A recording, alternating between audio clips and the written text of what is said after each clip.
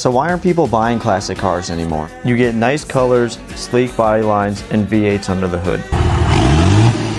See, back in the day, you got beautiful, giant interiors, and the problem is, a lot of people let them sit. This is what this used to look like, this is what it looks like now. It's obviously like an art form, but it's getting lost over time. So while the buyer pool for these ever so decreases, it creates an opportunity. You can buy at a better price, however, they take longer to sell. Okay, so I got the whole family here at Back to the 50s. Our goal is to find each person's favorite car and explain why. This would easily be mine, Lincoln Continental. They're giant boats, they're awesome.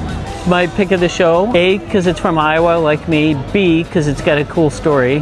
I don't, but it does. 3 trees had to be cut down just to get it out of there. It's my favorite because it's Volkswagen and it's just kind of a whole lifestyle and vibe. Would you rather drive a classic car and take care of it and build it to your own?